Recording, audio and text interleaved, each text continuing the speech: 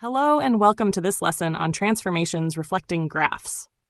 By the time you finish this video, you will be able to identify whether a function represents a reflection in the x-axis or y-axis from its notation, apply the correct coordinate rule to reflect points accurately, sketch the reflected graph correctly using key points and the line of reflection.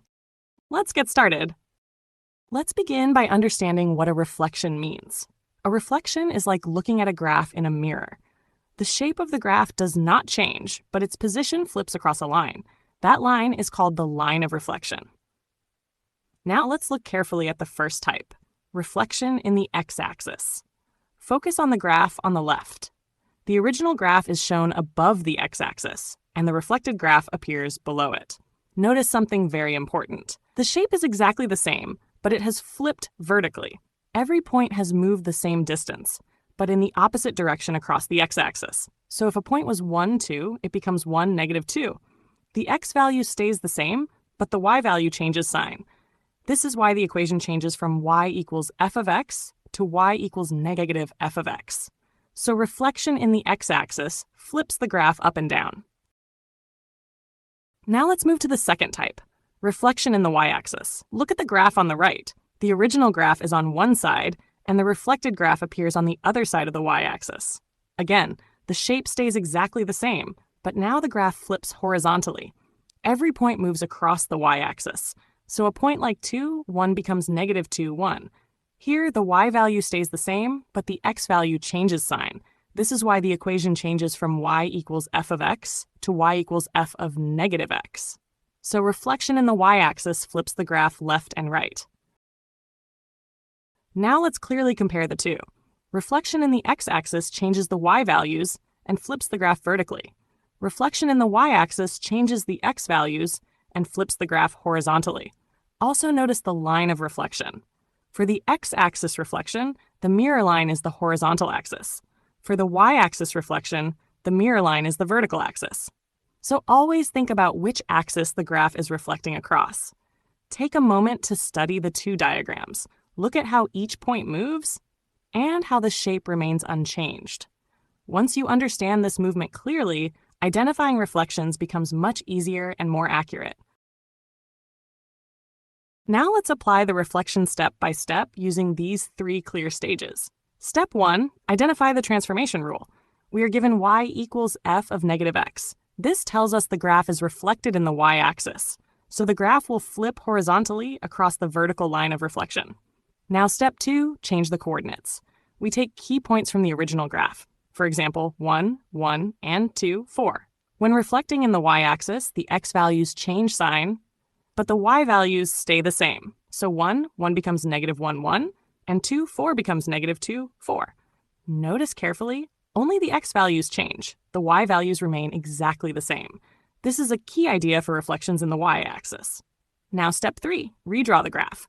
We plot the new points, negative 1, 1, and negative 2, 4.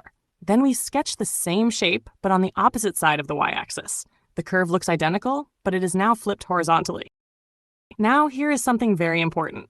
If the original graph is y equals x squared, then y equals open bracket negative x close bracket squared actually gives the same equation, y equals x squared. So the graph looks unchanged, but the reflection rule still applies. The points move, even if the shape appears the same. Let's summarize clearly. Step 1, identify the rule, reflection in the y-axis. Step 2, change coordinates, x becomes negative x. Step 3, redraw the graph, mirrored across the y-axis. Take a moment to compare both sides of the graph. Each point is the same distance from the y-axis, just on the opposite side. That is how reflections work. Now, let's dive into some exam-style practice question. You can pause the video and try yourself.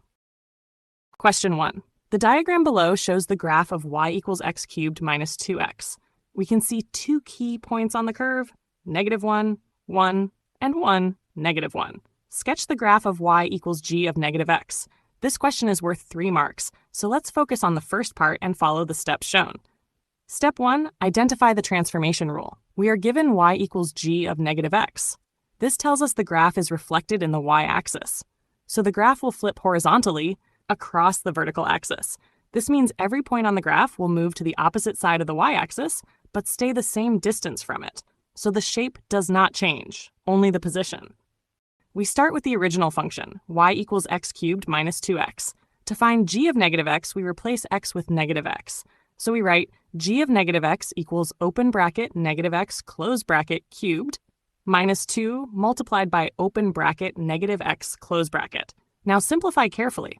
Open bracket negative x close bracket cubed becomes negative x cubed, and negative 2 multiplied by negative x becomes positive 2x. So the new expression becomes g of negative x equals negative x cubed plus 2x. This is the new equation after reflection. This earns 1 mark. Now pause and look at what has changed. The original graph was y equals x cubed minus 2x. After reflection, it becomes negative x cubed plus 2x. Notice how the signs have changed, and this reflects the horizontal flip. Now step 3, understand what this means before drawing. We know the transformation rule, and we now have the new equation. So we are ready to move to the next stage, changing the coordinates and redrawing the graph. But for now, focus on this key idea. Replacing x with negative x reflects the graph in the y-axis and gives us the new equation. Make sure this connection is clear, because it is essential for solving reflection questions correctly. Now we complete the final part and bring everything together step by step. G of negative x equals negative x cubed plus 2x. This is the reflected function. Take a moment to notice something important. In the original function, y equals x cubed minus 2x. The signs are different from the reflected version. After reflection, the cubic term becomes negative x cubed and the linear term becomes positive 2x. This change in signs reflects the horizontal flip of the graph. This earns 1 mark. Now let's confirm the coordinate changes carefully. We start with the original key points, negative 1, 1, and 1, negative 1. Now apply the reflection rule. For reflection in the y-axis, the x value changes sign and the y value stays the same. So let's do this slowly. Take the point negative 1, 1. The x value becomes positive 1, while the y value remains 1. So the new point is 1, 1. Now take the point 1, negative 1. The x value becomes negative 1, while the y value remains negative 1. So the new point is negative 1, negative 1. Each correct coordinate earns 1 mark.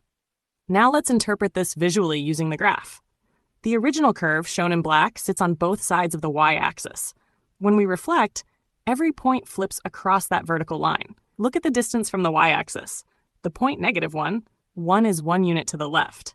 After reflection, the point 1, 1 is 1 unit to the right. The same happens for 1, negative 1, which moves to negative 1, negative 1. So every point keeps the same vertical position, but switches horizontal side. Now focus on the overall shape. The curve in yellow is a mirror image of the black curve. There is no stretching, no change in steepness, no distortion. Only a flip across the y-axis. This is the key idea of reflection. Now let's summarize everything clearly. The new equation is g of negative x equals negative x cubed plus 2x. The coordinate rule is xy becomes negative xy, and the graph is reflected across the y-axis, forming a mirror image. Take a final moment to compare both graphs carefully. Once you can see how each point moves and how the equation changes, you will be able to handle reflection questions with confidence.